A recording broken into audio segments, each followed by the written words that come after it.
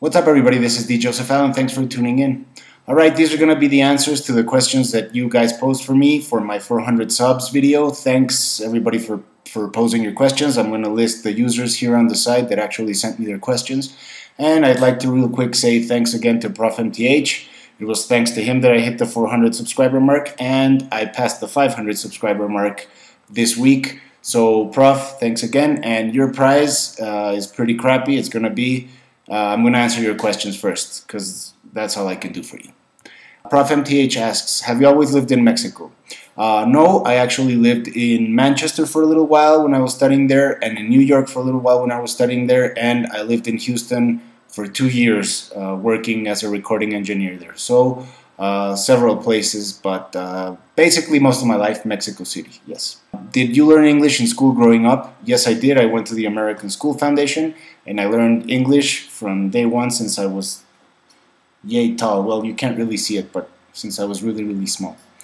What is your favorite vacation destination? I guess I would have to say here in Mexico, Chiapas probably. It's beautiful. If you guys haven't seen it, I would really recommend it. It's really, really nice. And outside of Mexico, probably Europe. Europe, I think. Amsterdam. Wink, wink. I love Amsterdam. And last question, has the influence of the Catholic Church in Mexican government and politics diminished significantly? I'm thinking of the fact that in Mexico City, same-sex couples can marry. Did this just slip by la iglesia, which means the church? And he says, thank you, sir. No, thank you, sir. Well, honestly, I was pretty shocked when I heard about this whole gay marriage thing happening in Mexico City. I never thought that we would, pass that law and be, in a sense, ahead of the United States in that respect.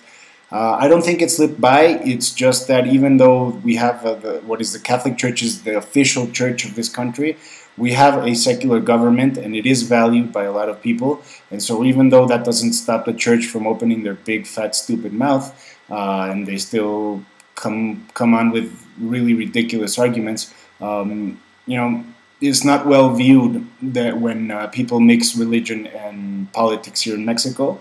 So it's more of a political thing, and the church just they can moan and whine, but it's they're really, they're still against it, but there's really not much they can do. And it seems like the influence has diminished significantly, so, thumbs up for that, I guess. Alright, Countvladdracule, or Countvladdracule. If I butcher some of these usernames, I'm sorry, but I call him Count. So, Count asks, seeing as according to the Catholic faith, Satan punishes those that sin against God, what is his motive to do this? If his goal is to get as many souls as he can, why would he do this, i.e. punish the people that are on his side? Count had actually, before he had asked the question, he phrased it in a little bit different way. I think what he's asking is, if people that sin are basically on Satan's side and Satan wants to win as many souls as possible, then why would he torture people that are on his side, on his team, so to speak? I guess I don't really have an answer for that, Count. Lately I've been thinking that maybe Christianity would be better, well served if they just made Satan as powerful as God, and they had this kind of yin-yang going where, they're both just as powerful, but God is light and Satan is darkness maybe. And I think that would solve a lot of the problems that I see in Christianity. But I guess on this, your guess is as good as mine. JohnCrwarner asks, who is your favorite YouTuber and why? And who is your least favorite YouTuber and why? That's a tough one. I have several favorite YouTubers, but I guess that if I had to go for one and just pick one, I'm going to have to say TheoreticalBullshit. Scott, he's just amazingly brilliant, and he's funny, and his videos are entertaining. If you haven't checked out his channel, I really, really recommend it. I might link it here on the side. And my least favorite YouTuber and why? I guess I would have to say GEERUP. I think there are some other users that I find more annoying, but seeing as GEERUP has so many subscribers and he reaches so many people with his bullcrap, I would have to say he's my least favorite YouTuber. It's a little cliched, but Maybe if I thought about it a little longer, I could find somebody that I dislike more. But we'll leave it. GEERUP's he's a deserving user for my least favorite YouTuber prize, I guess. All right, Atheist Worst Enemy asks, how do you do that lining effect? Well, this lining effect that you see here is not a big deal if you are a Mac user.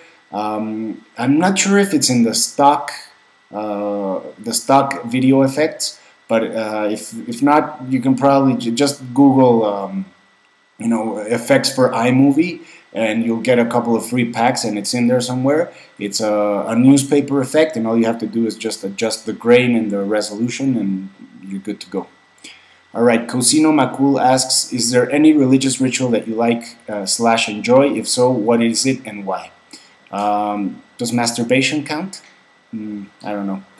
Well, if masturbation doesn't count, I would have to say I don't really have any religious ritual that I like or enjoy. I just like getting together with my family. That's what I view religious rituals for. Like this past week, we had the Passover Seder. It was a great time to, you know, just get together with the family and talk and get as many people together as possible and just have a nice time. That's what I like about the religious rituals. Not the ritual per se, but what it does, you know, to get the family together. All right, miglegtr asks, what's your favorite food? I guess I would have to go with sushi. I love when I can have raw, fresh fish and it's really nice and, you know, like a hamachi or a nice red tuna. I just love having nice, fresh, raw fish. So there you go. DasAmericanAtheist asks, what do you feel is the largest hindrance to the objective evaluations of one's own beliefs? You know, for us here on YouTube, we are used to opening up our beliefs and discussing them. And I think that the problem that most people have, and which is the largest hindrance for them to evaluate their belief, is that they have to be first open to their beliefs being criticized. And most people don't get there. To actually evaluate objectively your beliefs, you have to be open to discussing them. And most people aren't. What I've found, outside of YouTube, of course, is that as soon as you start to encroach on these topics, people just shy away from them and they don't want to talk about them. So the first step, I think that is the largest hindrance, is people not even wanting to talk about them in the first place. So let's get people to talk about them. Let's not be afraid to challenge people's beliefs, and I think that will remove a pretty big hindrance to people evaluating their beliefs.